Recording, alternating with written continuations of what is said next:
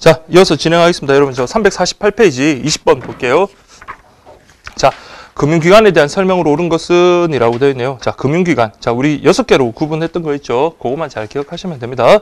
자, 1번 보시면 농업협동조합 중앙회는 제한적인 목적으로 설립되어 은행과는 다른 규제를 받는 비은행 예금 지급기관이다라고 되어 있는데, 자, 은행에는 일반 은행하고 자, 특수한 어떤 목적을 위한 특수은행이 있잖아요. 그래서 농업협동조합은 그 은행 중에서 특수은행에 들어가는 거예요. 그래서 이것도 역시 일반 은행에 들어갑니다. 그래서 요거는 아니고요. 2번. 우체국은 보험회사, 공제기관 역시 보험회사죠. 그렇죠? 그래서 공제기관도 보험회사.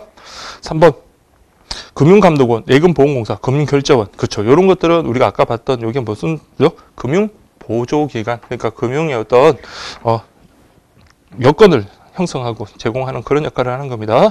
그럼 4번이 정답이겠네요. 상호저축은행, 신용협동조합, 새마을금고, 상호금융 등 신용협동기구는 그렇죠. 비은행 예금지급기관 맞습니다. 정답은 4번 이렇게 보시면 되겠습니다. 근데 우리 요 금융기관 파트가 이때까지 기출이 한 번도 안 됐거든요. 그러면 이번에 뭐 출제될 때가 이제 드디어 됐다라고 생각이 듭니다. 자, 21번 보겠습니다. 자, 우체국 예금에 대한 설명 중 틀린 것은 이라고 해요. 1번. 현재 미래창조과학부 장관 산하 우정사업본부에서 총괄한다. 그렇죠. 자, 미래창조과학부 산하 우정사업본부 여기서 이제 총괄하고요. 2번. 1905년 우편 저금 실시 후 최신 업무에 부대 업무로 운영되었다. 그렇죠. 여기 중요하다 그랬죠. 최신 업무에 부대 업무로 운영된 게 예금입니다. 그래서 주는 최신 업무, 보조는 부대 업무가 예금 업무 이렇게 보시면 되고요. 다음 3번. 우체국 예금은 원금 이자, 원금하고 이자 뭔가 둘 다 국가가 전액 지급 보증한다. 이렇게 보시면 되겠죠. 그래서 3번이 잘못됐네요. 그다음에 4번 보시면 우편환, 우편대체. 그래서 온라인 증서 이동에 의한 송금 수단을 우리가 우편환이라 그러고요. 그다음에 어떤 대체 계좌를 통해서 공과금이나 이런 것을 결제하는 것을 우편대체라고 한다. 자, 그렇게 보시면 되겠습니다. 그래서 정답은 3번 그렇게 보시고요. 그다음에 22번 여러분들 이런 거는 뭐 쟤랑 같이 풀고 하는 그런 의미가 없고 여러분들이 그냥 보고 판단하시면 돼요. 자, 은행에 보니까 중소기업은행, 농업협동조합중앙회, 수산업협동종합중앙회 맞나요?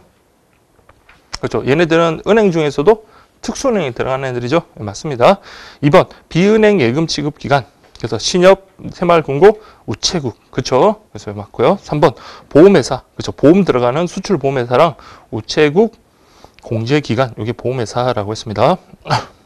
그 다음에 기타 금융기관, 리스회사, 신용카드회사, 한국자산관리공사. 자, 여기 보시면 리스회사, 신용카드회사는 기타 금융기관 맞거든요. 근데 이제 조심하실 게 한국자산관리공사. 우리 예를 공기업 같은 경우는 기타 금융기관이 아니라 뭐가 된다 했죠? 보조금융기관이라고 그랬습니다. 그래서 이렇게 살포시 한 개 정도 살포시 이렇게 끼워 넣을 수 있으니까 이런 식의 문제 유형도 여러분들 좀 대처를 하셔야 됩니다. 네, 이렇게 보시면 되고. 그 다음에 23번은 많이 출제됐던 거네요. 그래서 금융감독원, 예금보험공사, 금융결제원은 자 이거는 공기업 그런 것들은 뭐다? 보조금융기관. 그다음 리스 신용카드회사는 기타 금융기관 이렇게 보시면 되겠죠. 정답은 1번 되겠습니다. 그 다음에 갑자기 뜬금없이 여러분 저기 문제가 처음 게 다시 또 나왔죠. 그래서 추가된 문제라 가지고 좀 그런데 24번 보세요. 다음은 우리나라 금융시장의 구조에 관한 설명 틀린 것은 이라고 되어 있네요. 자, 채권시장은 발행 주체. 자, 그것만 체크를 하세요. 주체. 주체니까 뭡니까? 나라에서 발행하면 국채, 지자체에서 발행하면 지방채, 뭐 회사에서 하면 회사채 뭐 이런 식으로 되겠죠. 그래서 이렇게 나눌 수 있다. 맞는 지문입니다. 그 다음에 외환시장은 전형적인 점두시장이다. 자, 우리 잘 보세요. 외환시장이라는 것은 뭡니까? 다른 종류의 화폐를 갖다가 거래하는 시장이거든요. 그래서 우리 외환시장 같은 경우는 주로 어디? 장 내에서 거래할까요? 장 외에서 거래할까요? 장 외에서 거래합니다. 그래서 점주시장은 여러분들 딜러가 이제 개입되는 그러니까 장외 시장이잖아요. 그래서 2번도 맞는 겁니다. 그래서 2번 꼭 기억을 해주십시오. 외환시장은 전형적인 점주시장이다. 자, 그다음 3번. 일반적으로 외환시장이라고 할 때는 대고객시장을 말한다. 자, 우리 장외시장에는 대고객시장하고 은행 간 시장이 있는데 자, 외환을 갖다가 여러분 거래할 때는 주로 그 고객, 사람과 은행 이렇게 거래하는 게 아니라 주로 은행 간을 거래하는 걸 의미해요. 그래서 이거는 은행 간 거래 이렇게 좀 보시면 됩니다. 은행 간 시장, 은행 간 시장. 그래서 정답은 3번입니다. 자, 이거 하나 정리할게요. 자, 일반적으로 외환 시장이라고 할 때는 대고객 시장을 의미하는 게 아니라 은행 간 시장을 말한다. 이렇게 보시면 되고요. 그 다음에 파생 금융상품 시장은 자 이런 것들 다양화되고 거래 규모도 크게 확대되는 추세에 있다. 맞습니다. 그래서 이거 정답은 3번 이렇게 체크하시면 되겠습니다. 앞에 문제들 중에 좀 빠진 것들을 그렇게 몇 개 좀 집어넣는다고 했는데 자 한번 보겠습니다. 25번 다음은 금융시장에 관한 설명 이 중 옳은 것은 어느 것인가 라고 되어 있네요. 자 보세요. 나름 저기 1번 문제 있잖아요. 제가 좀 생각을 좀 많이 했던 문제예요. 1번 문제 좀 이런 꼭 좀 체크를 하십시오. 여기에 교재 어느 한 곳에 있는 걸 그냥 지문을 옮긴 게 아니라 그 채권에 관련되는 내용들 그대로 한번 체크를 해봤거든요. 그래서 채권 보시면 직접 금융거래수단 맞죠? 직접 금융거래수단. 그 다음에 채권은 단기 시장이 아니라 자본시장. 그렇죠? 자본시장. 그 다음에 채권의 발행은 내부 자금이 아니라 외부 자금. 그래서 이런 식으로 우리가 이때까지 배웠던 거를 갖다 쭉 정리해서 했던 겁니다. 그래서 1번 같은 지문은 교재 같은 데다 하나 좀 옮겨 쓰시면 나중에 채권 이렇게 해가지고 네, 채권 이래 가지고 채권은 1번 직접 금융. 그 다음에 두 번째는 그죠? 자본시장. 이런 식으로 좀 거기 교재 같은 데다 옮겨 쓰시면 돼요. 어차피 이 프린트물은 여러분들 보관하기도 어렵고 그러니까 이거는 또 외부 자금에 해당한다. 이런 식으로 딱 그렇게 보시면 돼요. 이렇게. 급축금융거래수단. 이렇게 볼게요. 자, 채권은 직접 금융거래수단이고 자본시장이고 외부 자금에 해당한다라는 것이 이렇게 한 번에 정리하시면 혹시 시험에 나오더라도 여러분들이 안 헷갈리고 금방 찾을 수 있을 겁니다. 꼭 요거는 체크를 하십시오. 2번 본원적 정권 우리 아까 봤지만 이건 간접 금융이 아니라 직접 금융이다라고 했고요. 그다음에 실제로 지급받거나 부담하게 되는 금리 이건 실질금리가 아니라 실효금리. 그렇죠. 그다음에 4번 우체국 예금의 구체적인 종류와 가입 대상 금리 등은 우정사업본부장이 정하도록 하고 있다라고 되는데 요거는 꼭 알아두십시오. 그래서 우체국 예금과 관련해서 돈, 기본적인 금리, 요거가 관계되는 거는 미래창조각부 장관이다라고 했습니다. 그래서 우리 아까 앞에서도 업데이트했던 것 같은데 저 이렇게 4번까지 그렇게 정리를 하셔가지고 확인하십시오. 그래서 이렇게 뒤쪽에 추가된 거는 나름 또 뭐 문제 풀이를 하면서 또 괜찮은 좀 지문들이 있으면 다시 추가를 한 거니까 그런 것도 또 위주로 같이 잘 보시면 될 것 같습니다. 자, 그러면 예금 업무의 일반 사항 관련해서 이제 볼게요. 자, 보시면 옳은 것은 1번 예금 계약은 예금을 수납받은 수취인이 소유권을 취득한 뒤 소비한 후 동종 동질 동량으로 반환하면 된다는 점에서 소비대차 아니라 그랬죠. 우리 뭐라 그랬나요? 소비임치 그랬습니다. 소비임치. 의미가 다른 거라 그랬어요. 소비대차가 아니라 소비임치. 자, 그 다음에 차이는 저 위에 거는 다 맞는데 소비대차 같은 경우는 만약에 자 기한을 갖다가 허여하면서 청구를 해야 돼요. 언제까지 돈을 주세요 해야 되는데 우리 은행 예금 찾을 때 여러분들 언제까지 돈 주세요 그래요? 아니죠. 즉시 청구하잖아요. 그렇죠. 그래서 이거는 즉시 청구한다는 점에서 소비 임치라고 그렇게 보시면 되겠습니다. 그 다음에 2번 예금 거래는 은행과 거래자의 합의만으로 계약이 성립하는 낙선 계약이다라고 하는데 이건 좀 논란이 있죠. 그렇지만 우리 지금 예금 거래 기본 약관에서도 그렇지만 당사자의 합의뿐만 아니라 뭡니까? 현금을 입금받아 확인한 때 성립한다라고 보는 요물계약으로 보는 게 그래도 좀 다수설입니다. 3번 예금계약은 상사계약. 그렇죠. 상사계약. 그러면 10년이 아니라 자 일반 민사계약은 10년의 소멸시효가 진행되거든. 소멸시효가 10년이거든요. 근데 상사계약은 그거보다 더 빠릅니다. 그래서 이거는 5년입니다. 5년. 네, 5년. 자, 4번. 계약 당사자 일방이 미리 작성하여 종용화된 일반 거래 약관에 따라 체결되는 계약으로 약관 규제법의 규제를 받는 부합계약. 그렇죠? 부합계약. 이거는 뭐 보험도 마찬가지고 예금도 마찬가지입니다. 그 정답은 4번 이렇게 보시면 되겠고요. 자, 2번 볼게요. 예금의 그 종류와 관련해서 개념만 아시면 됩니다. 자, 보통 예금이라는 것은 그렇죠. 반환 기간 정해지 않고 질권과 양도가 금지된다라고 됐는데, 자, 요게 맞나요? 자, 보통 예금은 여러분 입출금이 자유로운 예금이잖아요. 그렇죠? 그래서 이 경우에 질권은 언제나 금지가 되지만 양도 같은 경우는 금융기관이 뭐하면 승낙하면은 양도는 가능하다라고 했습니다. 꼭 정확하게 기억하십시오. 자, 2번 정기 예금. 요새 기한에 이거 누구한테 있다고 했어요?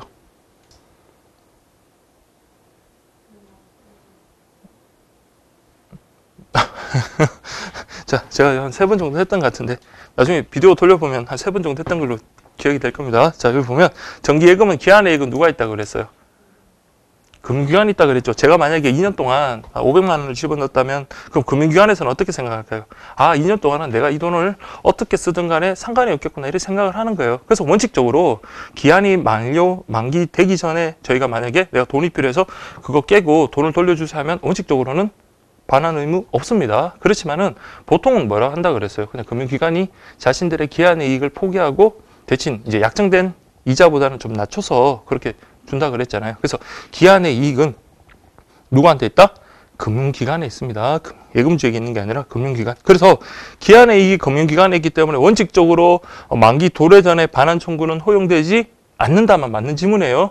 알겠죠? 내가 3년 약정을 했으면 2년 지나고 반환 청구해 주세요 하면 원칙적으로는 반환 안 해줍니다. 그렇지만 예외적으로 금융기관에서는 자신들의 기한의 이익을 포기하고 그렇게 허용을 해주는 거예요. 자, 2번 그렇게 보시고 다음 3번 보시면 자, 어음수표에 지급 사무 처리 위임을 목적으로 하는 위임 계약과 금전 소비 임치 계약 혼합된 계약이 바로 당좌 계약이다. 맞네요. 그다음에 4번. 자, 예금 수령 권한이 점의 수금액까지 미치지 않으므로 그렇죠? 근데 은행 지점장은 다르다 그랬죠. 은행 지점장 같은 경우는 점의 수금액까지 미친다 그랬죠. 그래서 이 은행 지점장이나 우체국장 같은 경우는 금전 수령 후 가지고 와서 수납 직원이 이를 확인한 때 예금 계약이 성립하는 게 아니라 그 바깥에서 뭡니까? 돈을 받았고 확인한 때 그때 성립하는 거예요. 그래서 일반 직원들 같은 경우는 자, 우리 편의를 봐줘가지고 점포 바깥에서 돈을 갖다가 수령하더라도 그때 예금 계약이 성립하는 게 아니라 그걸 받아가지고 금융기관 창구에 와서 확인하고 한때 그때 예금 계약이 성립하지만 이런 은행 지점장이나 우체국장, 그다음 은행 대리인 같은 그런 사람들은 점의 수금에 대한 권한까지 있기 때문에 그때 바깥에서 돈을 받았을 때 예금 계약이 성립합니다. 구분하시겠죠? 네. 자. 구분하시겠죠? 자, 3번 이렇게 보겠습니다. 여러분들이 힘드신가? 지금 연속 이 수업뿐만 아니라 지금 다른 쪽 수업들도 다 지금 비슷비슷한 것 같아요. 그냥 좀 다들 제가 막 질문해도 귀찮은 듯이 그렇게 다 보시고 자, 3번 보겠습니다. 자, 예금 거래에 대한 설명 중 틀린 것은 이라고 되네요. 1번 볼게요. ATM에 의한 입금의 경우 현금 투입 후 확인 버튼 누른 때, 그렇죠? 확인 버튼 딱 누른 때 예금 계약 성립한다고 보는 것이 통설이다. 맞죠? 2번.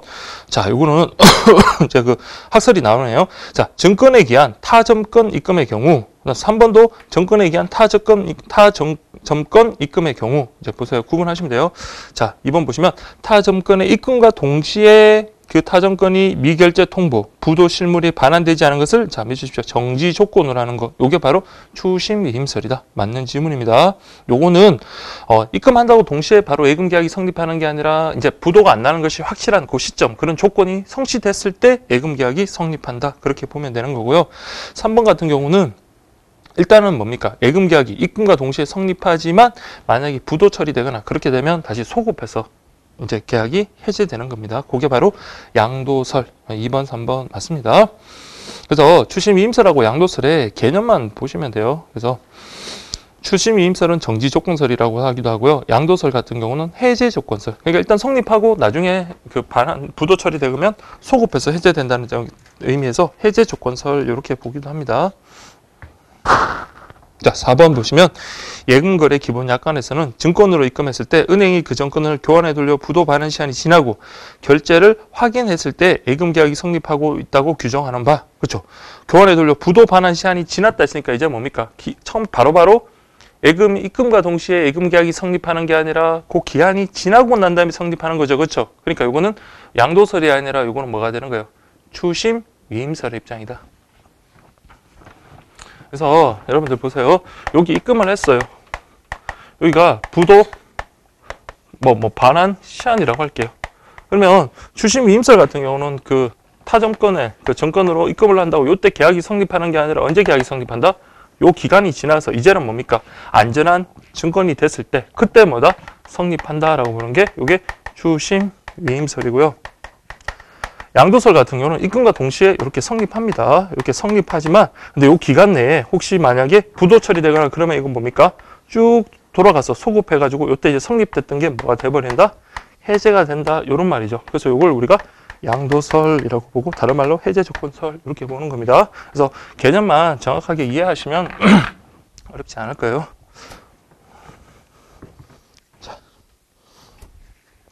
자, 그러면 이제 4번 보겠습니다.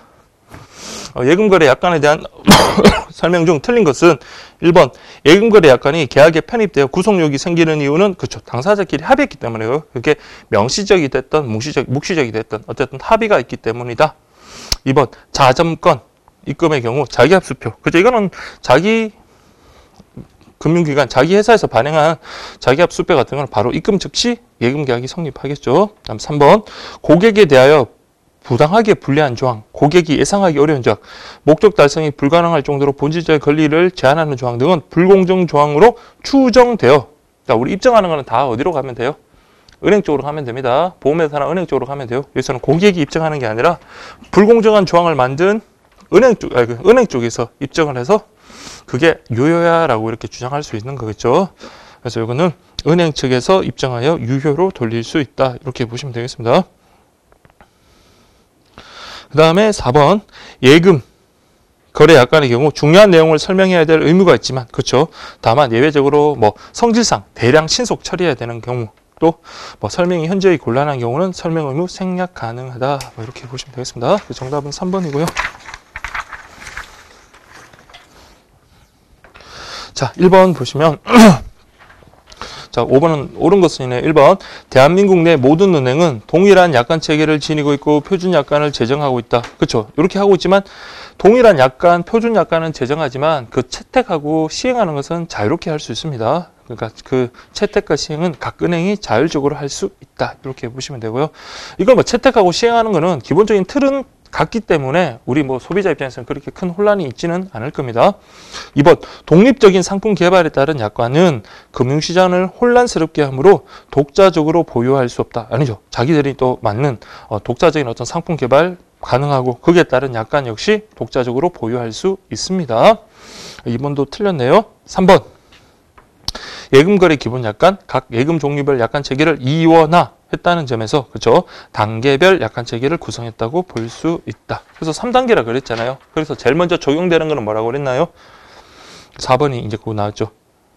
제일 먼저 그렇죠. 당해 예금 상품. 그렇죠. 당해 예금 상품. 그다음에 종류별 예금 종류 그 예금별 종류 예금 종류별 그 약관 적용 그다음에 마지막이 기본거래 약관 이런 식으로 세부적인 것부터 먼저 적용하고 이제 일반적이고 포괄적인 걸 나중에 적용한다. 그렇게 보시면 되겠습니다. 네, 그렇게 보시면 되겠고요. 그다음에 6번 그 6번부터 몇 번까지인가요? 예, 11번까지 다 지금 보면 우체국 그 예금거래 기본 약관에 대한 그 문제인데 그냥 여러분들 그 예금거래 기본 약관 한번 정리한다고 생각하시고 한번 볼게요. 자, 우체국 예금거래 기본 약관입니다. 아까 우리 적용 순서로 따지면 이게 제일 마지막에 적용된다고 그랬어요. 자, 옳지 않은 것은 1번 이 약관은 입출금이 자유로운 예금, 거치식 예금, 또 적립식 예금도 적용이 됩니다. 이 세 개 이렇게 됩니다. 그래서 마지막 부분 적립식 예금에는 적용되지 않는다. 틀렸어요. 적립식 예금도 적용이 돼요. 그래서 이 세 개가 적용이 된다가 1조입니다. 그다음에 이거 실명으로 거래 맞고요. 3번. 자, 예금거래 기본약관에서 보시면 보세요. 증권으로 입금하거나 계좌 송금 시 송금한 경우 우체국이 그 정권을 교환해 돌려 자, 몇 주십시오. 부도 반환 시한이 지나고 결제를 확인한 때. 그러니까 부도 반환 시한이 지나고 요때 성립한다 했으니까 우리 예금거래 기본약관은 무슨 설이다? 주신 위임설의 입장이다. 그렇게 보시면 되겠습니다. 다음에 4번도 보세요. 입출금이 자유로운 예금은 바꾼 날로부터 그냥 바꾼 이율 적용하면 되는 겁니다. 그래서 여러분들 지금 뭐 체크카드 가지고 있는 입출금 자유로운 예금 같은 경우 이율이 바뀌면 그때부터 적용돼요. 근데 거치식이나 적립식 예금은 계약할 당시에 이율을 갖다가 적용하는 게 원칙이겠죠. 그래서 처음에는 이율을 2% 준다고 해서 내가 계약을 했는데 갑자기 1.6%로 감액됐다고 그때부터 바꿔버리면 안 되잖아요. 그렇죠? 그래서 계약 당시에 이율을 적용하면 원칙이지만 처음부터 아예 변동금리 적용되는 예금으로 딱 하기로 약정을 했다면 바뀐 날부터 그냥 하면 되겠죠. 그때는 바꾼 날로부터 바꾼 이율을 적용한다. 맞는 지문입니다. 자, 우리 여기 있는 지문들은 다 그 예금거래 기본약관에 있는 조문이니까 자, 잘 보시면 될 것 같아요. 7번. 우체국 예금거래 기본약관에 대한 설명 중 옳은 것은 1번 보겠습니다. 예금주는 우체국에서 내준 통장 또는 수표동으로 거래해야 하지만 입금할 때와 자동이체, 전산통신기구 이용 약정에 따라 거래할 때는 통장 없이도 할 수 있다. 그렇죠? 우리 입금할 때 통장 없어도 입금 잘만 하잖아요. 그렇죠? 그 외에 뭐 자동 이체하거나 이런 거 할 때는 통장 없이도 할 수 있다. 그렇죠? 당연한 겁니다. 다음 2번. 거치식, 적립식 예금도 비밀번호 신고해야 된다. 자, 원칙적으로 여러분 입출금이 자유로운 예금은 돈을 수시로 찾으니까 비밀번호를 갖다가 신고해야 되겠죠. 그렇지만 적립식이라든지 거치식 같은 경우는 굳이 비밀번호 없어도 만기되면 실명 확인해가지고 그냥 돈을 돌려주면 되는 거잖아요. 그래서 굳이 비밀번호 신고할 필요는 없습니다. 물론 더 안전하게 찾기 위해서 본인이 나 비밀번호 설정할래? 그거는 뭐 할 수 있겠지만 그러니까 비밀번호를 신고해야 한다라는 것은 아니에요. 그래서 조문에도 그렇게 나와 있잖아요. 그 밑에 보시면 거치식, 적립식 예금은 비밀번호를 신고하지 않을 수 있다. 아시겠죠? 네, 그렇게 보시면 되고요. 그다음에 3번 보시면 증권으로 입금할 때 우리 백지 보충 의무 은행에서 우체국에서 지지 않는다 그랬죠. 이런 불편한 거 안 해줍니다. 4번 우체국은 자, 이 조문이 이제 좀 잘 보셔야 돼요. 자, 이 조문이 나오면 좀 어렵게 나오겠죠. 지급 거절된 증권을 그 권리 보존 절차를 밟지 않아야하고, 그죠? 밟지 않아야 합니다.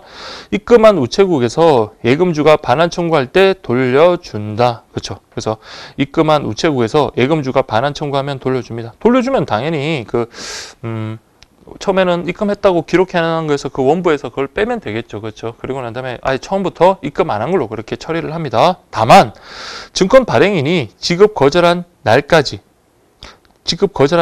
아니라 지급 거절한 날의 다음 영업일까지입니다. 다음 날까지, 다음 영업일까지 증권을 입금한 예금 계좌에 해당 자금을 현금이나 즉시 현금으로 바꿀 수 있는 증권으로 입금하였을 때는 그것을 예금주에게 돌려주는 게 아니라 이거는 뭡니까 이제? 그렇죠. 발행인에게 돌려준다라고 했습니다. 두 개가 다 틀렸네요. 4번 지문 같은 경우 자 이런 식으로 바꿀 수 있으니까 그렇게 확인하십시오. 나머지 조문들은 어렵지 않은데 이제 4번 같은 경우 좀 그렇게 바꿀 수 있으니까 확인하시면 될 것 같습니다. 자, 그 다음에 여러분들 8번 보겠습니다. 옳지 않은 것 1번 예금주는 예금 계좌를 개설한 우체국에서 모든 예금 거래하는 것이 원칙이다. 그렇죠. 예금하는 게 그 개설 우체국에서 모든 예금 거래하는 게 이게 지금 원칙이니까 당연히 뭐 여러분들 여기가 무슨 동인가요? 창신동인가요? 여기서 뭐 우체국에서 예금 계좌를 개설하더라도 다른 우체국에서 이런 예금 거래도 할 수는 있잖아요. 그래서 원칙은 그 개설한 우체국에서 하는 게 원칙이다. 맞는 지문입니다. 2번 보시면 예금주는 인감과 서명을 함께 신고하거나 인감 또는 서명을 추가로 신고할 수 있다. 보다 안전하게 하기 위해서 그렇게 할 수 있습니다. 3번 현금으로 입금한 경우 우체국이 이를 받아 확인한 때. 그렇죠. 그래서 이걸 우리가 뭐의 근거로 삼습니까? 예금 계약이 성립하는 걸 언제 성립한다 했어요? 입금하고 이를 받아 확인한 때라고 했으니까 당사자의 의사의 합치뿐만 아니라 어떤 물건을 갖다 받아서 이렇게 인도할 때라고 보니까 이게 요물 계약서를 따른다라고 그렇게 봅니다. 그다음에 4번 우체국은 예금 종류별 이율표를 창구 또는 인터넷 홈페이지에 비치 게시하고 이율을 바꾼 때는 자, 요거 3개월은 너무 깁니다. 몇 개월? 자, 1개월 동안 게시한다. 이렇게 보시면 돼요. 자, 이거 이제 계속 보다 보면 눈에 익어요. 1개월 동안 게시한다. 뭐 이런 것들 눈에 익습니다. 다음에 9번 옳지 않은 거 2개라고 되어 있네요. 자, 1번 볼게요. 예금주가 실제 받는 이자는 뭐 1항에 따라 계산한 이자에서 소득세법 관계 법령에 따라 그렇죠. 우리 원천 징수한 세액을 뺀 금액. 그렇죠. 돈을 다 돌려주고 세액을 징수하는 게 아니라 처음부터 원천 징수를 한 다음에 남은 금액만을 줍니다. 그래서 1번은 맞는 지문이네요. 2번 이자는 10원 단위로 일정한 예치 기간, 7조에 따라 예금이 된 날짜로부터 지급 지급일까지 기간에 대해서 미래창조과학부 장관이 정한 이율로 계산한다. 맞습니다. 10원 단위. 3번 예금주가 예금을 양도하거나 질권을 설정하려면 통지하고 동의를 받아야 하지만 입출금이 자유로운 예금의 경우는 임의로 질권을 설정할 수 있다라고 그렇게 되어 있네요. 자, 잘 보세요. 여러분들 이 조문을 꼼꼼하게 좀 보셔야 돼요. 자, 우리 아까 보시면 예금주가 예금을 양도하거나 질권 설정하는 경우에 우체국에 통지하고 동의받으면 됩니다. 아시겠죠? 근데 예외적으로 뭐는 입출금이 자유로운 예금에 대해서는 동의를 받더라도 뭐는 할 수 없다? 질권 설정은 할 수 없다. 이렇게 가야 돼요. 그래서 임의로 질권 설정. 임의라는 것은 자기 마음대로란 말이에요. 자기 마음대로 질권 설정할 수 있다. 아니에요. 그래서 이거 3번도 틀렸네요. 3번이 틀렸네요. 4번. 입출금이 자유로운 예금은 예금주가 찾을 때, 그렇죠? 이거는 기한을 허용하는 게 아니에요. 나 지금 돈 찾으려고 그러는데 3일 안에 주세요. 이게 아니라 즉시 찾을 때 지급해야 되고, 거치식 적립식 예금은 만기일이 지나면 지급하는 게 아니라, 만기일이 지났다고 저 만기일 지났으니까 돈 드릴게요. 이렇게 지급하는 게 아니라 뭡니까? 청구가 있어야 돼요. 만기일이 지나고 돈 찾는 그 권리자가 돈 주세요 라고 청구를 해야지 그때 지급합니다. 그래서 그 말 찾을 때 지급한다라는 것까지 그렇게 좀 보시면 됩니다. 다음 10번 보시면 역시 옳지 않은 것이네요. 예금주는 통장, 도장, 카드 또는 증권이나 용지를 분실, 도난, 멸실, 훼손하였을 때는 우체국에 즉시 전화로 신고해야 한다. 다만 긴급하거나 부득이할 때는 영업시간 중에 서면으로 신고할 수 있다. 말이 안 되죠, 여러분들. 서면으로 하는 게 훨씬 시간이 많이 걸리잖아요. 전화가 제일 빠른 건데, 근데 긴급하거나 부득이할 때는 영업시간 중에 서면으로 신고할 수 있다. 말이 안 되죠. 그래서 원칙적으로는 서면으로 해야 된다. 근데 여러분들 한번 보세요. 여러분들 만약에 지갑을 분실했다. 그러면 은행 금융기관에 가서 서면으로 원래 해야 되긴 한데 서면을 하는 분 과연 몇 명이나 있을까요? 다 그게 뭡니까? 예외로 처리돼 가지고 부득이하고 긴급할 때는 다 여러분들 뭘로 합니까? 전화로 해가지고 제 통장 카드 분실했으니까 카드 정지해 주세요라고 그렇게 신고할 겁니다. 그래서 어쨌든 원칙은 서면으로 신고하고 긴급하거나 부득이할 때는 자유 때는 전화 등으로 할 수 있다라는 거. 원칙과 예외가 바뀌었습니다. 답은 1번이네요. 2번. 자, 일반적인 사항을 서면 또는 이메일로 통지할 때는 천재지변 등 불가항력적인 경우 외에는 보통의 우송기간이 지났을 때 도달한 것으로 본다. 아시겠죠? 그러니까 금융기관이 면책을 하려고 그래요. 금융기관이 저한테 이메일을 보냈다는 거예요. 이렇게 바뀐 내용인데 어떻게 생각하냐고 보냈는데 난 이메일을 확인을 안 했던 거예요. 계속. 그러면서 나중에 난 확인 안 했어서 이렇게 다툴 수 있을 때 은행에서는 뭐냐면 보통 천재지변이나 불가항력적인 경우를 제외하고는 일반적인 도달 시간에 우리는 책임을 다했다. 그럼 너는 도달했기 때문에 본 것으로 그렇게 간주를 해버려요. 그래서 그렇게 의미를 이해를 하시면 되겠습니다. 그다음에 3번은 우체국 상인이죠. 금융기관 상인이니까 예금주에게 손해가 발생하지 않도록 그죠. 성간주의 의무, 선량한 관리자로서의 주의를 다해야 된다. 그래서 성간주의를 제대로 안 해가지고 우리가 손해를 입었다 그러면 손해배상 청구할 수 있는 거예요. 그래서 3번은 맞습니다. 다음에 4번도 좀 눈여겨볼게요. 자, 변동금리를 적용하는 거치식 적립식 예금. 그래서 이게 금리가 딱 고정된 게 아니라 그 기간 내에서 바뀔 때마다 이렇게 바뀐 금리를 적용하겠다는 거잖아요. 최초 거래 시 이율 적용 방법을 통장에 표시하고, 그죠? 최초는 통장에 표시하고, 근데 이제 만약에 변동 이율을 적용하는 적립식 예금은 이율을 바꾼 때마다 바꾼 이율을 통장에 기록하여 안내한다. 아시겠죠? 그래서 이거는 변동금리 적용하기로 했으니까 바뀔 때마다 그렇게 통장에 표시하면 된다라는 그런 내용입니다. 상식선에서도 풀 수 있는 거고요. 많죠? 자, 11번. 이게 마지막인가요? 자, 11번 보시면 옳은 것은 이라고 되어 있네요. 문제를 만들다 보면 옳지 않은 것 만들기가 제일 쉽죠. 근데 옳은 것 하면은 이게 지금 보세요. 5개를 집어넣었던 이유가 그래도 한 문제 최단위로 많이 좀 다뤄보자는 의미에서 넣어놨던 겁니다. 자, 1번 보시면 우체국 예금 계약의 임의 해지 등 중요한 의사 표시를 하는 데는 서면으로 해야 하고, 그쵸, 서면으로 해야 되겠죠. 그 통지가 예금주에게 발송한 순간 의사 표시의 효력이 생긴다. 자, 발송한다고 여러분 받아보는 거 아니잖아요. 그렇죠? 그래서 원칙적으로 어떤 의사표시의 효력은 우리는 도달주의를 택합니다. 상대방에게 도달했을 때, 그렇게 읽을 수 있는 가능성이 있을 때, 그때 이제 도달한 것으로 보거든요. 그래서 이거는 발송한 순간이 아니라 도달했을 때 의사표시의 효력이 생긴다. 이렇게 보시면 되겠습니다. 다음 2번. 우체국은 약관을 변경하고자 할 때는 변경 약관 시행 일주일 전에, 일주일 동안. 자, 이게 너무 짧죠. 그렇죠? 그래서 이건 어떻게? 1개월, 그렇죠? 1개월 전에 1개월 동안 그 우체국 홈페이지, 우체국하고 인터넷 홈페이지에 게시하여 예금주에게 알린다. 2번도 틀렸습니다. 다음 3번 보시면 우체국과 예금주 사이에 개별적으로 합의한 사항이 있으면 약관 조건과 다를 때는 합의 사항을 약관에 우선한다. 그렇죠? 이게 개별 약정 우선의 원칙 이렇게 봤습니다. 개별 약정 우선의 원칙. 그 다음에 여러분 4번 보시면 이 약관에 정한 사항과 입출금이 자유로운 예금 약관 또는 거치식 적립식 예금 약관에서 정한 사항이 다를 때는 이 약관에 정한 사항을 먼저 적용한다. 이 약관이라는 것은 우체국 예금거래 기본 약관이잖아요. 이거는 제일 제일 처음이에요? 제일 마지막이에요? 제일 마지막에 정해야지 먼저 적용하면 안 되죠. 제일 먼저 우리 적용하는 거는 여기 보시면 뭐 입출금이 자유로운 예금 약관, 거치식, 정리식 예금 약관처럼 이런 예금 종류별 어떤 약관을 먼저 적용하고 그리고 난 다음에 이 약관을 적용해야 되겠죠. 그래서 4번도 잘못됐네요. 다음 5번 약관 변경을 고지한 후 예금주는 변경 약관 시행일 전 영업일까지 서면에 의한 통지로 계약을 해지할 수 있다. 근데 우리 봤지만 이때 이 기간 내에 해지 의사표시가 도달하지 않았다면 이걸 뭡니까? 거절한 걸로 봐요? 승인하는 걸로 봅니까? 네, 승인하는 것으로 본다. 이렇게 보시면 되겠죠. 그래서 11번.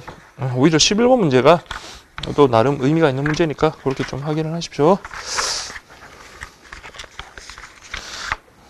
그 다음에 12번 뭐 기출됐던 건데 여러분들 한번 확인 한번 해보십시오. 한번. 자, 시간 1분 드릴 테니까 12번. 해설이 나와 있긴 한데 그냥 여러분들 확인 한번 해주십시오.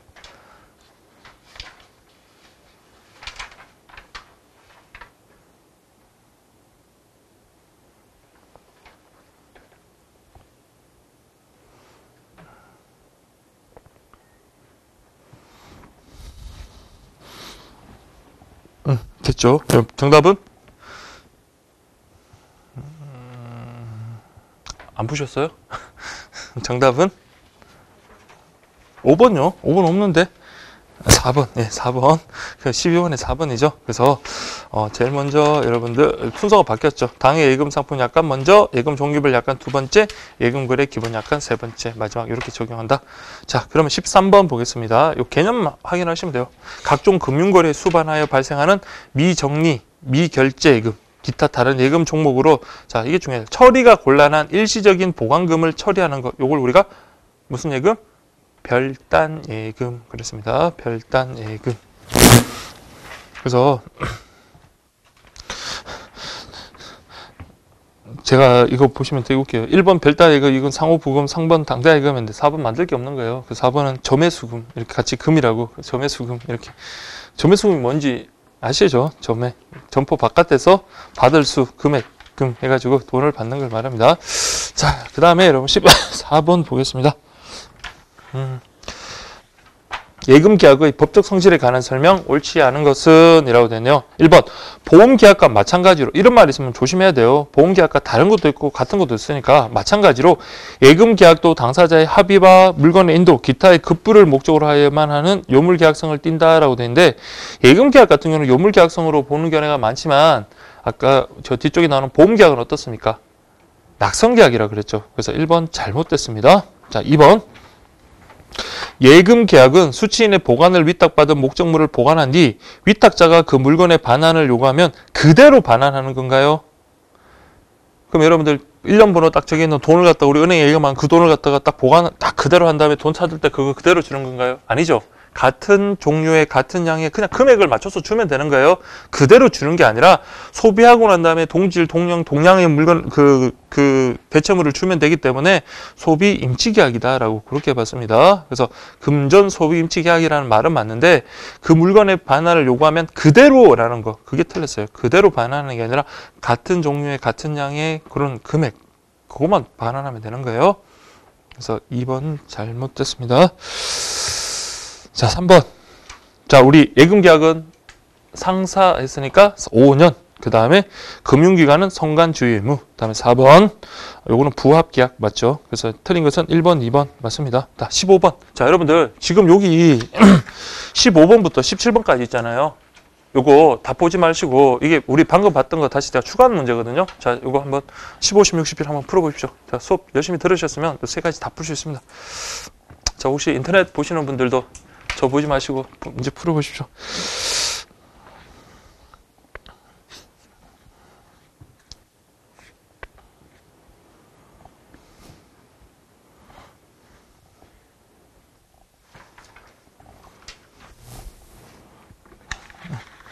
자, 우리 앞에 했던 내용 그냥 반복하는 거니까 잘 하실 수 있을 거예요. 자, 세 문제 다 맞추신 분들 대부분이죠. 그렇죠. 다 맞추셨네요. 여러분들. 여기 오신 분들은 다 맞추셨네요. 자, 15번 볼게요. 자, 예금거래 약관 설명이다. 옳지 않은 거 답만 바로 볼게요. 저기 3번 보시면 15번에 3번. 기업과 고객은 약관에서 정하고 있는 사항에서 약관의 내용과 다르게 합의할 수 있죠. 그러면 먼저 적용된다 했습니다. 그래서 약관과 다르게 합의한 사항 무효가 된다는 말 아니죠. 우리가 아까 개별 약정 우선의 원칙 그랬습니다. 그래서 15번에 3번 되고요.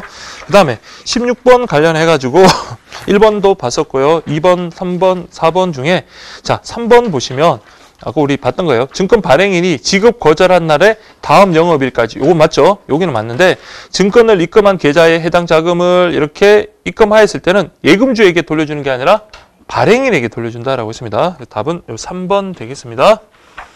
일단 4번도 보시면 거치식, 격리식 예금은 만기일이 지난 다음 예금주가 찾을 때 그때 지급한다 그랬고요. 그 다음에 17번 같은 경우는 자 1, 2, 4번은 여러분 다 봤던 건데 3번 보세요. 자 여기 보시면 예금 계약의 자 동그라미 했어요. 이미 해지 이런 거는 엄청 중요한 거잖아요. 여러분들도 모르는 사이에 갑자기 여러분들 계약했던 게 이미 해지되거나 그러면 여러분들한테 너무 큰 불이익이 오잖아요. 그래서 이때는 반드시 뭐다? 서면 또는 이메일로 통지하면 안 되고 반드시 뭘로만 통면한다? 서면으로만 해야 된다. 서면으로만 통지해야 된다는 거 꼭 기억하십시오. 그래서 역시 마찬가지 통지는 예금주에게 도달되어야 의사표시의 효력은 생긴다. 후단은 맞는데 그래서 서면 또는 이메일이 틀렸어요. 서면으로만 통지해야 됩니다. 아시겠죠? 그러니까 중요한 이런 의사표시는 서면으로만 해야 된다. 그렇게 보시면 되겠습니다. 이게 입이 아프니까 말하는 게 되게 불편하네요. 자, 1번 예금거래 상대방 볼게요. 자, 그 제한 능력자에 대한 설명이다. 옳지 않은 것은 1번 미성년자가 예금 거래를 할 때 원칙 단독 할 수 없고 법정 대리인의 동의 대리 맞습니다. 2번 미성년자가 법정 대리인의 동의 없이 단독으로 한 예금 계약은 법정 대리인은 취소할 수 있으나 미성년자는 취소할 수 없다가 아니라 법정 대리인, 미성년자 둘 다 취소할 수 있는 게 원칙입니다. 근데 취소하더라도 별 문제는 없습니다. 은행에서 손해보는 거 없죠. 어차피 받은 돈 돌려주면 되는 거니까. 자, 그 답은 2번이고요. 3번 미성년자라 하더라도 처분이 허락된 재산은 단독으로 유효한 법률행위를 할 수 있으므로 법정 대리인의 동의가 없더라도 유효한 예금계약이 성립할 수 있다. 그래서 이 돈이 엄마가 주신 용돈으로 예금계약을 체결했다면 취소할 수 없어요. 왜냐하면 그 돈만큼 네가 어떻게 쓰든 상관없다고 이미 허락한 거기 때문에 그렇습니다. 그래서 요 맥락을 좀 이해를 하십시오. 그래서 원칙적으로는 단독으로 할 수 없지만 미성년자에게 법정 대리인, 부모님이 허락한 재산, 처분을 허락한 재산에 대해서는 단독으로 유효하게 처분할 수 있다. 단독으로 유효하게 할 수 있습니다. 그래서 이때는 내가 동의 안 해줬어 라는 이유만으로 그 예금계약을 취소할 수는 없는 겁니다. 그다음에 4번. 자, 요거 당자예금 거래 같은 경우는 성질이 위임 계약, 이때 미성년자 단독 안 된다라고 했습니다. 그래서 당자예금 거래 같은 경우 미성년자 단독 거래 허용되지 않는다라는 정도 확인하시면 될 것 같아요.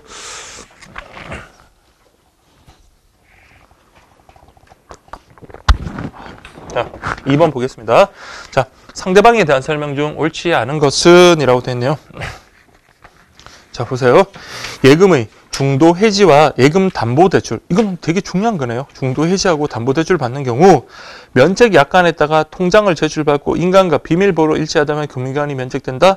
아닙니다. 일반적으로는 이게 면책될 수 있는데 자, 중도 해지 동그라미 하시고 예금 담보 대출 동그라미 하시고 요거는 우리에게 끼치는 손해가 엄청 큰 거예요. 그렇기 때문에 이때는 금융기관의 어떤 의무가 더욱더 가중돼요. 그래서 단순히 통장 보고 비밀번호 맞네, 도장 맞네 그렇다고 면책되는 거는 아닙니다. 아시겠죠? 그래서 요 경우 중도 해지하고 예금 담보 대출 같은 경우는 여기다가 플러스 뭐가 필요하다? 선관 주의 의무 했는지, 그러니까 선량한 관리자의 주의 의무를 제대로 이행했는지까지 확인이 돼야 돼요. 그래서 1번 X.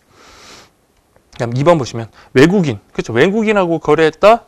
특별한 합의가 없다면 외국인이 역시 우리나라 행위지의 법률을 따른다. 맞습니다. 다음에 3번 국내 거주 외국인. 이 사람은 원화 예금 거래는 그렇죠. 원화 예금에 대해서는 자유롭게 할 수가 있고요. 다음에 4번 보세요. 1번하고 4번 같은 맥락이에요.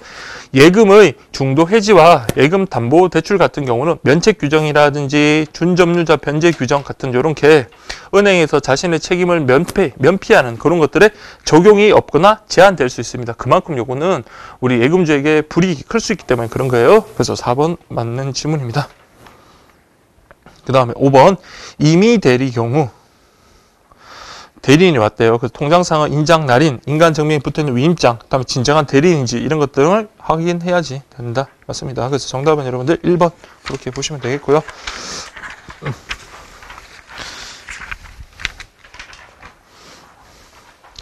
문제가 너무 3번은 좀 그렇네요. 1번 보시면 회사와 거래하는 경우 거래 명의를 꼭 대표자로 해야 된다. 그건 아니라 그랬죠. 무슨 뭐 영업부장 홍길 무슨 회사 영업부장 홍길동 이렇게 해도 됩니다. 그래서 1번 아니고요.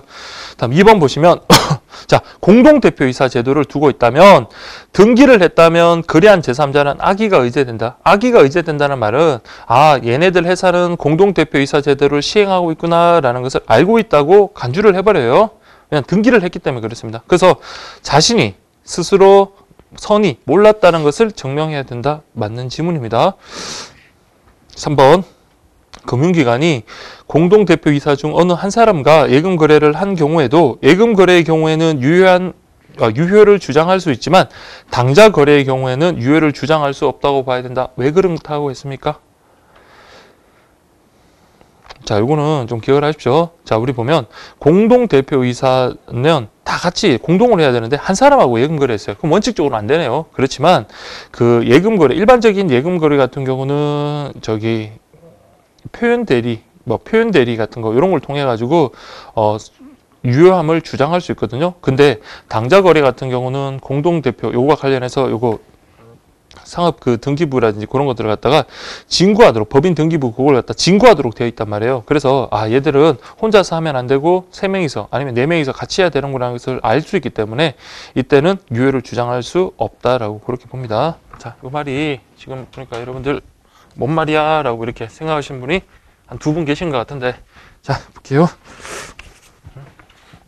자, 우리 자 S전자 있다고 할게요. S전자의 대표이사를 갖다가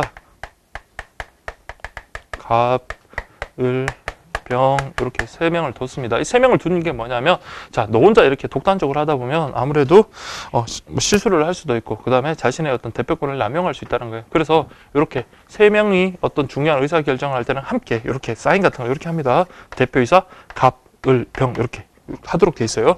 그래서 이걸 갖다가 법인 등기부에다가 이렇게 공동대표이사 하면 이게 등기사항이거든요. 등기를 해야 됩니다. 등기를 해야 되는데, 근데 일반적인 예금 거래 같은 경우는 금융기관에서 얘네들이 공동대표이사인지 아니면 가본자 대표이사인지 잘 몰라요. 왜냐면 통장 만들 때 등기부 가져오세요 이런 말 안 하거든요. 그래서 모른단 말이에요. 그래서 일반적인 경우에는 원래 3명이 거래를 해야 되는데 가본자 거래에 따라 하도록 자, 금융기관 우리 만약에 B은행이라고 할게요. B은행에서 거래하면서 만약에 몰랐다. 선의, 무과실 이런 식으로 몰랐다면 자신들이 너네들 회사가 공동대표이사 제도인지 몰랐어요 라고 하면서 자신의 면책을 주장할 수 있는 거예요. 일반적인 거래. 근데 지금 보면 당좌 거래인가요?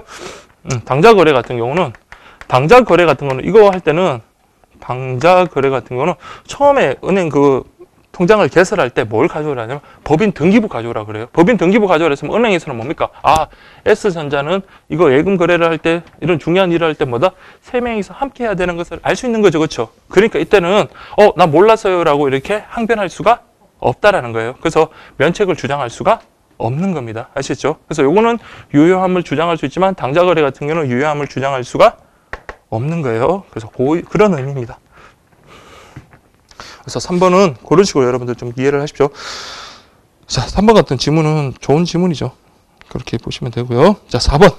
공동대표이사가 대표권을 어느 한 사람에게 개별적 위임하는 것은 가능합니다. 그래서 이런 사안에 대해서 특정한 사안에 대해서 요거는 갑을병 그냥 갑이 너 혼자 처리해 이건 되지만 포괄적 위임은 안 됩니다. 포괄적이란 말은 앞으로 일어나는 모든 일에 대해서 너 혼자 처리해. 그거는 처음부터 이렇게 공동대표이사 제도를 둔 취지에 반하겠죠. 그렇죠? 그래서 개별적 위임은 가능하지만 포괄적 위임은 안 된다라고 그렇게 보시면 되겠습니다.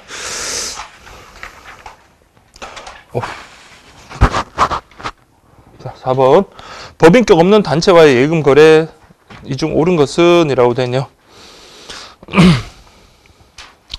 자, 부가가치법에 의해서 고유 번호를 부여받은 단체의 경우 요거는 법인격 없는 사단이에요. 법인격 없는 사단. 법인격 없는 사단은 여러분들 예금 기속관계, 재산 기속관계는 뭐였나요? 합유가 아니라 총유입니다. 합유는 어디였죠? 합유는 조합이죠. 조합. 자, 그 공동 소유와 관련해 가지고 자, 여러분 계속해도 많이 헷갈릴 겁니다.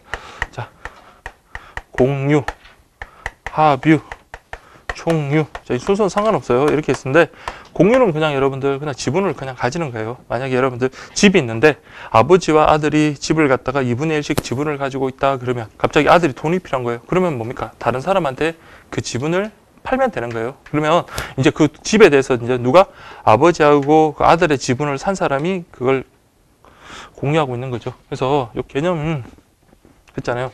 공유라는 것은 자, 요 지분이 있고요. 요거는 자유롭게 처분할 수 있습니다. 자유롭게 처분할 수 있다. 자, 요거는 여러분들 여기 우리 우편 검명에 나오는 거 아니에요. 근데 합의 같은 경우는 지분 역시 있습니다. 그러나 처분에 제한이 따릅니다. 처분에 제한이 있다. 자, 우리 합의 같은 경우는 자, 요거는 어디? 조합에서 해야 하던 거고, 총유 같은 경우는 지분이라는 것 자체가 없어요. 지분이라는 것 자체가 없다. 그래서 우리 지분이 없기 때문에 단지 뭐만 할 수 있다? 사용 수익만 할 수 있는 거예요. 처분을 할 수가 없어요. 사용 수익만 가능. 그래서 우리 교회 시설, 여러분들이 아무리 헌금 냈다 하더라도 나중에 여러분들 교회 그만둘 때 내가 그동안 냈던 헌금 있으니까 내가 저기 최소한 우리 교회 피아노 값만큼은 냈으니까 피아노 한 대 가져가겠어요. 이거 안 됩니다. 지분이 없어요. 그냥 교회 시설을 그냥 이용할 수 있을 뿐이에요. 아시겠죠? 그게 바로 여러분들 총유입니다. 이게 이제 법인격 없는 사단 해가지고 대표적인 게 아까 우리 봤던 교회, 종중, 동문회 이런 것도 다 이렇게 되는 거예요. 자, 이런 것들은 다.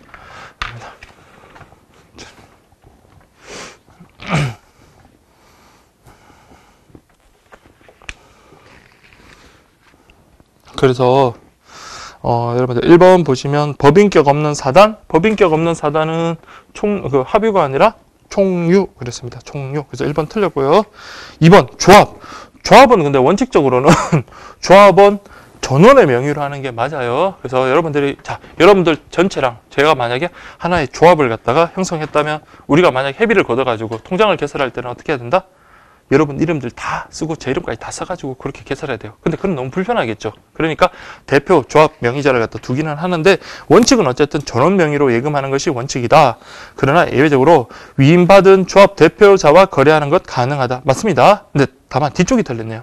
이때 조합은 전원에게 총유적으로 기속한다. 아닙니다. 자, 우리 조합 같은 경우는 여러분들 여기는 뭐죠? 총유가 아니라 합유입니다. 합유이기 때문에 자, 이때는 뭡니까? 여러분들이 아까 회비 같은 거 냈던 거 있잖아요. 그러면서 물론 조금 다른 개념인데 이건 조합이라는 것은 어떤 사업을 경영을 해야 되는데 나중에 여러분 투자 금액에 대해서 나 이거 부부고 팔고 나갈래 할 때 아무나한테 팔 수 있는 건 아니고 우리가 다른 사람들이 동의했을 때 그 사람한테 팔 수 있는 거예요. 아시겠죠? 그래서 그런 제한이 있다는 거, 처분에 제한이 있다는 정도. 지분은 있습니다. 자, 3번. 국가와 지방 자치단체와의 예금 계약, 공법 관계가 아니라 사법 관계고, 이거는 행정법이 아니라 민사법 이렇게 적용됩니다. 다음에 4번. 장학재단, 종교재단의 경우 재단 법인에 관한 규정 유추 적용하여 대표자나 관리자와 예금자의 거래가 가능하다고 볼 것이다. 그냥 이렇게만 보세요. 장학재단이나 종교재단 같은 경우는 이것도 아니고 이것도 아니고 이것도 아니에요. 그래서 뭐가 안 된다? 합유도 아니고 총유도 아니에요. 준합유, 준총유도 아닙니다. 그냥 재단 법인에 관한 규정 유추 적용해서 그냥 대표자와 거래하는 것이 일반적이다. 이렇게 보시면 되겠습니다. 정답은 4번 이렇게 보시면 되겠고요.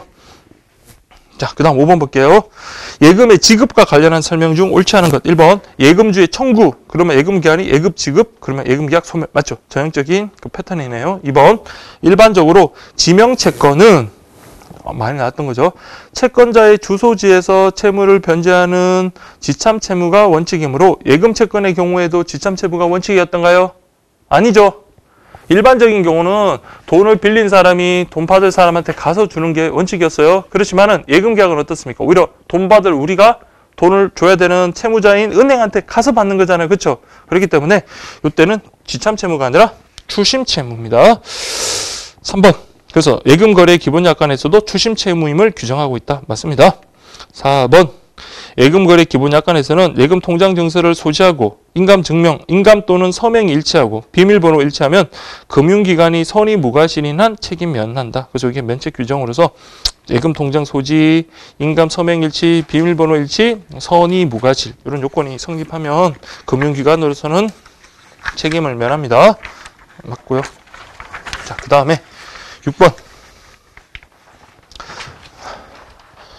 예금의 지급과 관련한 설명 중 옳은 것은 이라고 1번 CD 양도성 예금 정서는 그 정권의 점유자에게 지급할 때 정당한 권리자인지 여부를 선량한 권리자의 주임을 다해 조사하지 않고 지급하였다면 면책되지 않는다. 아니죠. 이거는 그냥 그 가지고 있는 사람한테 지급하면 정당한 권리자인지 상관없이 면책된다라고 했습니다. 그래서 1번 아니고요. 2번 채권의 준점유자인 변제, 영수증 소지자에 대한 변제, 상간습, 예금거래 기본약관의 면책을 요건을 구비한 자에게 지급한 경우 면책이 되게 하는 것은 진정한 예금주를 보호하기 위한 거다. 아니죠. 이거는 면책하면 누가 좋은 거예요? 은행이 좋은 거죠. 그렇죠? 이거는 금융기관인을 위한 거지 진정한 예금주는 기가 찰 노릇이잖아요. 그렇죠? 그래서 예금주를 보호하는 게 아닙니다. 3번 표현상속인, 전부 채권자, 추심 채권자 같은 경우는 그렇죠. 통장이라든지 이런 게 없어도 채권의 준점유자에 해당하여 은행 쪽에서 선의 무과실로 예금 지급하였다면 진정한 예금주가 아니어도 면책됩니다. 그래서 이거는 금융기관이 막 호구 조사할 수 있는 것도 아니고 딱 봐도 뭡니까? 이 사람이 진정한 권리자 같거든요. 그러면은 선의 무과실로 지급을 했다면 면책되는 거예요. 그래서 3번이 정답이네요. 4번 금융기관이 면책을 주장할 때 선의 무과실을 요구하는데 이때 선의라는 것은 단순히 모르는 건데 그치면 안 되고 저 사람한테 적극적으로 수령 권한이 있다라고 믿을 정도가 돼야 돼요. 그래서 이 지문에서 단지 수령 권한이 없음을 알지 못하는 정도에 그치면 족하다. 아닙니다. 이건 부족하고 사람이 적극적으로 수령할 권한이 있구나라는 정도까지 믿었어야 됩니다. 그래서 이 정답은 여러분 3번 이렇게 보시면 되겠습니다. 자, 7번 볼게요. 자, 고지가 잡히네요. 자, 빨리 진행하겠습니다. 예금의 지급과 관련한 설명 중 옳지 않은 것은 1번 기한부 예금의 중도 해지. 그렇죠. 중도 해지. 요거는 금융기관이 기한의 이익을 포기하고 응하는 것이므로 예금주 본인인지 여부에 대한 확인의 주의 의무가 더욱 가중된다라고 되어 있네요. 그래서 기한부, 기한이 정해졌는데 중도 해지한다. 요거는 뭡니까? 누가 기한의 이익을 포기하는 거죠? 금융기관이 기한 이익을 포기하는 거예요. 그래서 이때 중도 해지는 어쨌든 간에 여러분들 보시면 알겠지만 중도 해지, 금융기관이 포기하는 거고, 그 다음에 이거는 특히나 우리 예금주 입장에서도 중요하잖아요. 그렇죠? 나는 몇 년 뒤에 내가 돈을 목돈을 받는다고 생각하고 있었는데 갑자기 뭡니까? 중간에 누가 해지해가지고 돈을 찾아갔던 거예요. 그렇기 때문에 이때는 금융기관에서의 어떤 확인 의무, 주의 의무가 더욱더 과중된다. 맞습니다.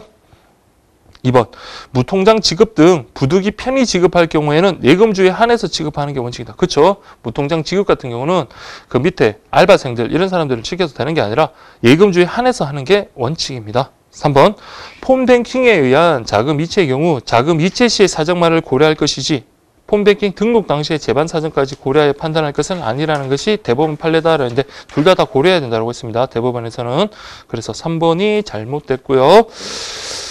4번 보시면 예금을 과다 지급한 경우 부당이득 반환 청구권 행사로 반환 청구할 수 있으며 거부 시에는 민사적으로, 그렇죠? 민사적으로는 내가 돈을 내한테 너무 많이 줬어. 다시 돌려줘라는 부당이득 반환 청구 소송, 형사적으로는 점유이탈물 횡령죄에 해당할 수 있다라고 했어요. 그래서 3번이 정답입니다. 이해되시죠? 자, 그 다음에 여러분 8번 보겠습니다. 자, 여기는 기출됐던 거네요. 기출됐던 거 요거 그냥 확인하시면 되고. 자, 8번 한번 볼게요. 1번 보시면 예금 계약은 어쩌고 저쩌고 하다가 소비대차 계약. 여기서 틀렸죠. 소비대차가 아니라 소비임치. 다음에 2번 양도성 예금 정서는 그 증권의 점유자에게 지급하면 정당한 권리자 여부에 관계없이 금융기관은 면책된다. 맞나요? 맞나요? 네. 맞죠? 예, 맞습니다. 답은 2번. 3번 점의 수금의 경우 지점장, 우체국장은 수납직원에 넘겨주고 확인할 때가 아니라 그 바깥에서 돈을 받을 때 예금계약 성립한다 그랬고요. 4번 포괄위임, 공동대표이사에서 포괄위임하는 거는 허용 안 된다라고 보는 겁니다. 그래서 유효하단 말 틀렸네요. 정답은 2번 되겠습니다. 9번. 다음은 은행이 면책되는 경우는 어느 것인가? 잘 보세요. 자, 신고 인장하고 비밀번호의 예금 상품을 서명과 비밀번호 확인 후에 지급하였다라고 되네요. 신고 인장과 비밀번호의 예금 상품을 서명과 비밀번호 확인 후에 지급하였다. 지금 요 경우는 이 사람이 예금주가 뭐까지 신고했어요? 불안하니까 인장까지 신고를 했어요. 그러면 돈을 찾을 때는 뭐까지 확인해 줘야 돼요? 인장까지 확인해야 되겠죠. 근데 지금 뭐만 확인했다는 거예요? 서명하고 비밀번호 확인 후 지급했으니까 이거는 금융기관에서는 뭡니까? 확실한 성간 주요 의무 다 했다고 보기는 어렵겠죠. 면책되기는 어렵다. 이렇게 보시면 되고, 다음에 2번. 자, 아까 2번, 요 위에 질문은 똑같네요. 양도성 예금 정서를 소지한 자에게 지급하였지만 정당한 권리자가 아니래도 금융기관은 면책된다 그랬죠. 답은 2번이고요. 다음 3번 보세요. 본인에게만 지급했다는 특약 상품에서 인감과 비밀번호 일치 여부 확인 후 다른 사람한테 지급을 했어요. 그럼 안 되겠죠. 일단 확인 서약까지 했다는데 그러면은 본인에게만 지급을 해야죠. 다른 사람한테 지급하면 면책되기 어렵고요. 4번. 예금 청구서가 잘못 기재된 경우 정정인이나 새로운 정표 없이 예금을 지급하면 안 됩니다. 이때는 새로 뭐 해야 되죠? 재작성했을 때만 면책이 되는 거예요. 그래서 이때는 면책되기 어렵다. 이렇게 보시면 되겠습니다. 그 다음에 10번 보겠습니다.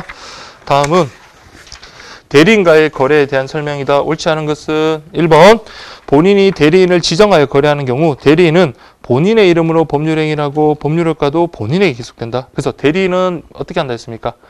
만약 제가 홍길동의 대리인이면 제 이름으로 하는 게 아니라 홍길동의 이름으로 하고요. 그 법률효과 역시 홍길동에게 기속합니다. 그래서 1번은 맞는 지문이고요. 2번 본인이 부재자인 경우 부재자 재산 관리인이 임의 대리인이 아니라 부재자 재산 관리인이라는 것은 법원에서 선임해요. 그래서 이거는 법률에 규정이 있는 거기 때문에 임의 대리인이 아니라 법정 대리인이 되고 법원의 선임 심판서 등본을 통해 정당한 대리인지 여부를 확인한다. 이거는 후단은 맞네요. 자, 3번 예금거래 기본 약관상의 면책 약관에 따라 통장 등을 제출받고 인감과 비밀번호가 일차에 지급받았다면 항상은 아닙니다. 항상 면책된다. 그게 아니라 뭐까지? 성간 주요 의무까지 다 해야 됩니다. 3번이 틀렸고요. 케이스 바이 케이스로 그래서 봐야 돼요. 자, 4번 공동대표이사의 경우 당좌 거래 시에는 표현대표이사에 대한 규정이 적용될 여지가 없다는데 여러분 그냥 표현대표이사는 권한이 없음에도 그것을 유효하게 보는 걸로 그렇게 보시면 돼요. 그냥 유효하게 보는 거. 근데 요 공동대표이사인데 당좌 거래 시에는 유효하다고 아까 유효하다고 했습니까? 아니라 그랬죠. 면책 안 된다 그랬죠. 그렇죠? 그렇기 때문에 표현 대표이사에 대한 규정이 적용될 여지가 없다. 맞는 지문입니다. 자, 표현 대표이사라는 거는 뭐 다 많긴 한데 그런 거 있잖아요. 제가 만약에 A라는 사람이 본인이에요.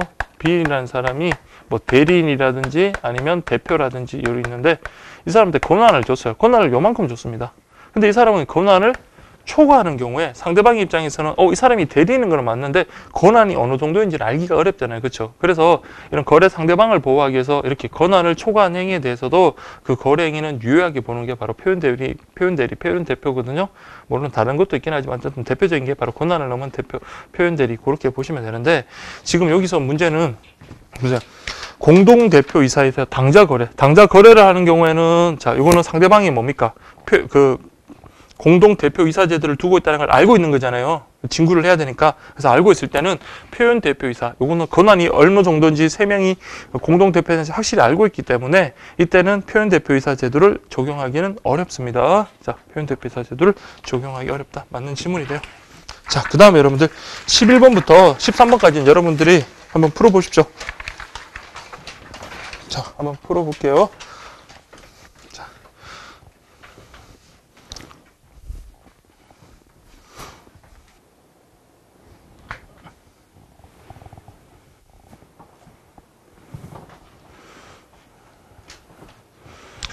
자, 여러분들 저기 11번부터 얼른 한번 보겠습니다. 11번 보시면 옳은 것은 이라고 되네요.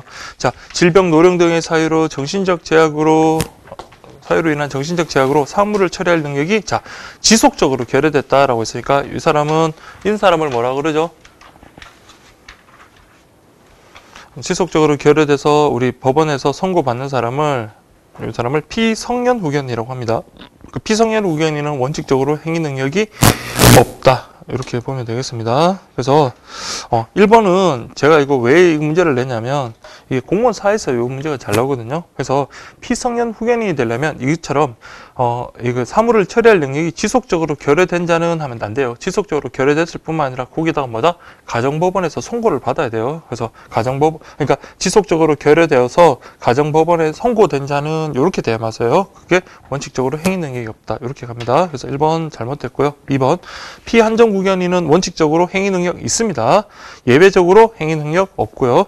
3번 미성년자가 우리 아까 방금 봤던 거잖아요. 용돈을 받아 예금계약을 체결했다면 처분을 허락한 재산이기 때문에 예금계약에 대해서 법정 대리인의 동의가 없더라도 취소할 수 없다. 맞습니다. 4번 당좌 예금거래 미성년자 단독 안 된다라고 했고요.